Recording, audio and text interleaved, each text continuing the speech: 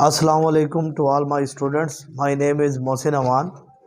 जैसा कि आप जानते हैं कि हमने चैप्टर नंबर 9 ट्रांसपोर्ट चैप्टर को स्टार्ट किया हुआ था और लास्ट टाइम हमने ये आप सबको बताया था कि इस चैप्टर के दो पार्ट्स थे, एक प्लांट और दूसरा एनिमल। एंड प्लांट्स के टॉपिक को तो हमने ट्रांसपोर्ट ऑफ फूड में डिस्कस कर लिया था।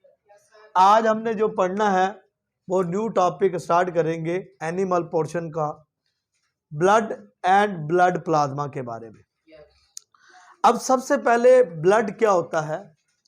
ब्लड की डेफिनेशन है हमारे पास जो हमने लिखी है कि specialised body fluid composed of liquid.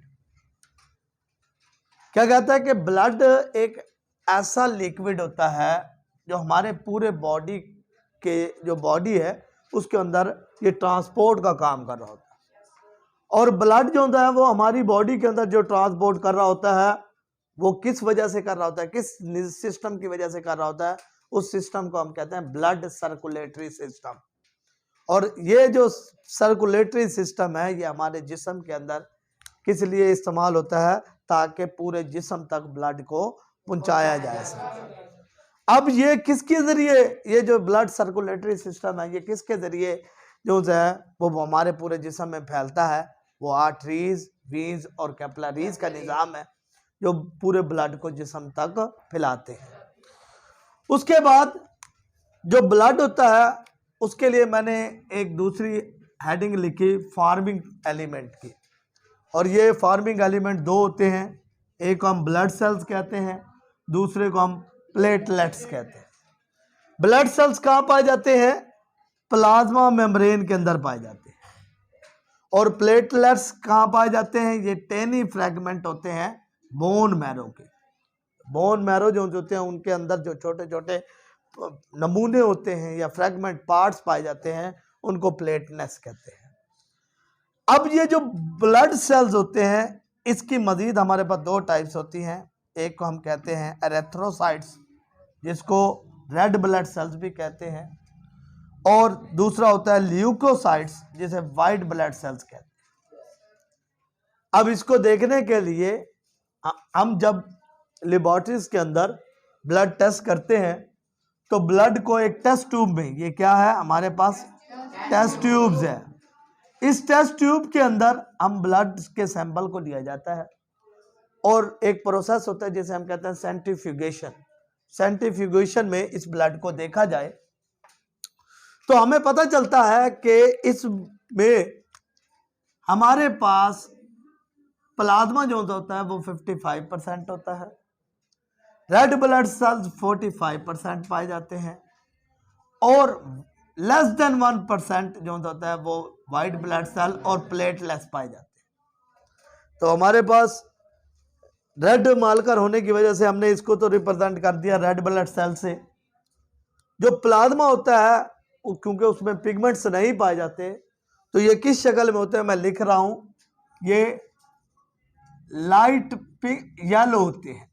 ये किस शक्ल में किस फॉर्म में पाए जाते हैं? लाइट येलो फॉर्म में ये पाए जाते हैं। और नॉर्मल ह्यूमन बीइंग्स के अंदर जो ब्लड की तादाद होती है वो कितनी होती है? 4.7 से 5 लीटर तक मौजूद होती है। ये ब्लड है जो 5 लीटर तक यानी कि ह्यूमन बॉडी के अंदर पाया जाता है। ये था ब्लड के बारे में। अब हम नेक्स्ट डिस्कशन करेंगे ब्लड प्लाज्मा के बारे में। देखो भाई, सबसे पहले जो प्लाज्मा मैंने अभी आपको बताया था टेस्ट ट्यूब के अंदर, प्लाज्मा कितने फीसद पाया जाता है? 55%। कितने फीसद पाया जाता है? 55%। और ये जो प्लाज्मा है ये मैंने यहाँ पर एक डायग्राम बनाई है, ये प्लाज्मा की कंपोजिशन है। क्या है? अब देखो इस कंपोजिशन को मैंने आसान करने के लिए मैंने लिखा कि प्लाज्मा में सबसे ज्यादा मिकदार में जो चीज पाई जाती है उसे हम कहते हैं वाटर। उसके बाद वाटर के अंदर जो डिजोल्व आयंस होते हैं वो पाए जाते हैं। उसके बाद प्रोटीन्स पाई जाती हैं। उसके बाद न्यूट्रिएंट्स पाए जाते हैं। उसके बाद मेटाबॉलिक वेस्ट पाए जाते हैं और बहुत सारी वेरियस गैस पासी है। इसलिए हम ब्लड को मल्टी कंपोनेंट कहते हैं, क्योंकि ब्लड में हर चीज जो होती है वो मौजूद है। अल्लाह ताला ने इस ब्लड के अंदर हर किस्म का जो टेस्ट है वो रखा हुआ है। अब उसमें देखें कि जो कंपोजिशन है, ये जो हमने प्लाज्मा की कंपोजिशन पढ़ी, उसमें हमने ये डिस्कस किया कि प्लाज्मा जो सा होता है उसमें वाटर सबसे ज्यादा होता है। और वाटर कितना होता है? 90% जो होता है वो वाटर पाया जाता है। प्लाज्मा में 90% क्या होता है? वाटर होता है। और 10% डिजोल्व सब्सटेंस होते हैं जो पानी के अंदर मौजूद होते हैं। अब वो डिजोल्व सब्सटेंस कौन से होते हैं? जैसे हमने यहाँ पर पढ़ा कि प्रोटीन है, आयंस है, न्यूट्रिएंट्स है, मेटाबॉलिक वेस्ट है और बहुत सारी वेरियस गैसेस हैं। तो वो 10% पाई जाती हैं। वो 10% को मैंने दो पार्ट में डिवाइड किया, एक को प्रोटीन्स कहते हैं और एक को हम साल्ट कहते हैं। प्रोटीन 7 से 9% जो होती है वह पाई जाती है और साल्ट कितना पाया जाता है? 0.9% जो होता है। अब देखो साल्ट कौन कौन सा पाया जाता है जो हमारे इस ब्लड के अंदर पाया जाता है? वो NaCl सोडियम क्लोराइड पाया जाता है, बहुत सारे बाइकार्बोनेट साल्ट्स जिसमें सोडियम बाइकार्बोनेट, कैल्शियम बाइकार्बोनेट ये पाए जाते हैं। उसके अलावा इसमें कैल्शियम पाया जाता है, मैग्नीशियम पाया जाता है, पोटाशियम, कॉपर और जिंक पाया जाता है। इसी तरीके से अगर प्रोटीन की बात करें तो प्रोटीन हमारे पास कौन कौन सी होती हैं? एंटीबॉडीज, फिब्रियोजन, एल्बोनियम और ग्लोबुलिन।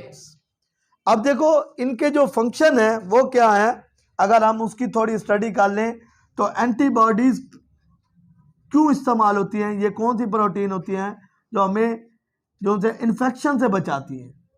तो ये प्रिवेंशन करती हैं, हमें कहाँ से प्रिवेंट करती हैं? इन्फेक्शन से। किससे? इन्फेक्शन से। अगर आपको पास शॉर्ट क्वेश्चन में पूछ लिया जाए कि एंटीबॉडीज का फंक्शन बताएं तो आपको याद होना चाहिए कि ये प्रिवेंट इन्फेक्शन, यानी ये हमें इन्फेक्शन से बचाती है। ये एक्स्ट्रा नॉलेज के लिए मैंने साथ में लिख दिया। फिब्रियोजन जो होती हैं वो कहाँ इस्तेमाल होती हैं? फिब्रियोजन जो होती हैं ये हमारे पास जो होते हैं ये ब्लड कोटिंग करती हैं। तो ये ब्लड कोटिंग जो होती है इसमें जो मेन काम होता है वो किसका होता है? फिब्रियोजन का होता है। इसी तरीके से एल्बोनियम का जो फंक्शन होता है वो क्या होता है कि ब्लड वेसल्स के अंदर, ब्लड वेसल्स के अंदर ब्लड की जो लीकेज है उसको रोकना। ब्लड की लीकेज जो होती है उसको रोकना जो होता है, स्टॉप करना जो होता है वो किसका काम होता है? एल्बोनियम का काम होता है। और ग्लोबुलिन जो होते हैं वो क्या करते हैं? ये ट्रांसपोर्ट करते हैं। ये ट्रांसपोर्ट किस चीज की करते हैं? ये ट्रांसपोर्ट करते हैं हमारे पास हार्मोन्स की प्लस लिपिड्स की। ये लिपिड्स और हार्मोन्स की जो क्या करते हैं? ट्रांसपोर्ट करते हैं। अब देखिए स्टूडेंट्स, उसके बाद हमने प्लाज्मा के फंक्शन को डिस्कस करना है। तो देखें ये प्लाज्मा के अगर हम फंक्शन की बात करें तो पहला फंक्शन क्या है कि plasma keep all tissue moisture, यानी कि मॉइस्ट किसे कहते हैं? नमी को कहते हैं। और आप जानते हैं कि प्लाज्मा में जो वाटर होता है वो कितना पाया जाता है? 90% वाटर पाया जाता है। तो तमाम टिश्यूज के अंदर नमी को मेंटेन करने के लिए जो होता है वो प्लाज्मा इस्तेमाल होते हैं। दूसरा, प्लाज्मा जो होता है वो ट्रांसपोर्ट करते हैं वाटर की, साल्ट की, हार्मोन्स की, नाइट्रोजनस वेस्टेज की। उसके अलावा जैसे कि मैंने प्रीवियस लिखा भी है कि जो प्लाज्मा का मेन फंक्शन क्या होता है कि वह एंटीबॉडीज बनाते हैं। एंटीबॉडीज इन्फेक्शन के खिलाफ जो होते हैं वो इन्फेक्शन के खिलाफ भी इस्तेमाल होती हैं। और दूसरा, ये हमें पैथोजन से बचाते हैं। पैथोजन वो होते हैं जो बीमारी यानी डिजीज काज करते हैं। ऐसे बैक्टीरिया जो डिजीज काज करते हैं उनको क्या कहते हैं? उनको हम पैथोजन्स कहते हैं। और पैथोजन में भी इनका में एंटीबॉडीज जो होते हैं वो हमें पैथोजन से बचाती हैं। और लास्ट जो होता है वो फिब्रियोजन है, जो हमने बताया है कि वो ब्लड क्लॉटिंग के लिए ब्लड क्लॉटिंग की हिफाजत करती हैं। जैसे कि जख्म आ जाए तो ऑटोमेटिकली ब्लड जो होता था वो उसकी क्लॉटिंग हो जाती है। वो कौन करती हैं बॉडी के अंदर? वो फिब्रियोजन होते हैं, वो इसको कंट्रोल करते हैं। तो स्टूडेंट्स, आज हमने जो सा ब्लड और ब्लड प्लाज्मा के बारे में डिस्कस किया। ओके, अल्लाह हाफिज।